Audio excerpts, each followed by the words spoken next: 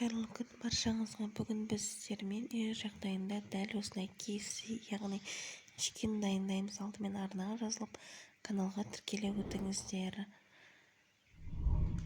Ең алдымен осылай тауық қанаттарын, яғни тауық таяқшаларын суымызға шайып алып, осылай табамызға салып, оның үстіне бір шай қасық қара бұрышымызды, одан соң тұзымызды, паприкамызды, қызыл бұрышымызды барлығын бір шай қасық көлемімен есептеп осылай саламыз.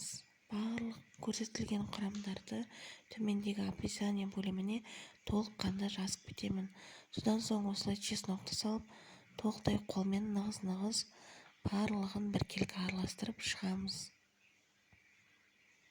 Дәл осы видеода көрсетілгендей барлығын толықтай дәл осы араластырып болған соң үстіне жарты кесе суымызды құйып, тағы да қолымызбен нығыз-нығыз басып араластырып жібереміз. Содан соң бетін жауып 15 минутқа, егер асығыс болмасаңыз 2 сағатқа тұндырып қоюға, яғни демалдыруға жібереміз. Бұл аралықта біз чикеніміздің сұйықтығын, оның үстіне електен өткізілген ұнымызды және осылай снейк бар дейтін чикенге наггетсіге арналған менде өз дәмдеуіш бар, солай қостым. Оны қоспасаңыздар да болады, қалауыңызға қарай. Содан соң бір қасық жарым паприкамызды, 2 жұмыртқамызды жарып, дәл осылай видеода көрсетілгендей венчиктің көмегімен, болмаса осылай шанышқының көмегімен толықтай араластырып аламыз. Дәл осылай асықпай араластырып отырып араластырамыз. Араластырған ысымыз, яғни майымыз деп ысымыз дәл осындай қоймалжың қойымызға.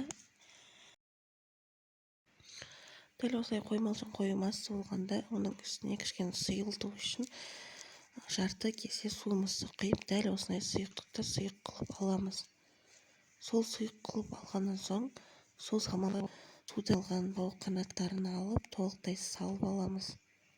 Видеода көрсетілгендей қылсаңыздар болады.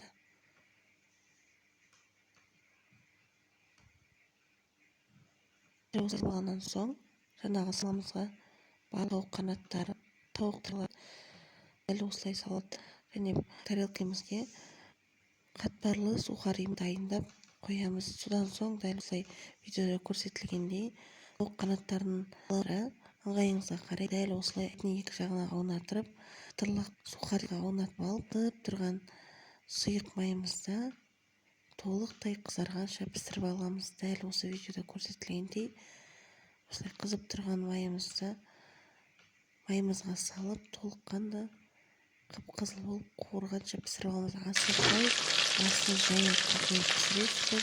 Қатты жылдамдықпен пісіремін деп, ортасы шик болып қалмасын. Видеода көрсетілгендей асықпай, қайнап тұрған ыстық отта, ыстық майда дәл осылай қызарғанша алма-кезек беті үстіне аударып, дәл осылай пісіріп аласыздар. Менің чикендерімізге ұнаса, сіздер менімен бірге жазып, өз ой-пікіріңізді комментарий бөліміне қалдыра кетіңіз. Қазақша контенттің дамуына үлес қосып, менің арнама тіркеліп, менімен бірге болыңыздар. Сіздермен бірге Айгерім.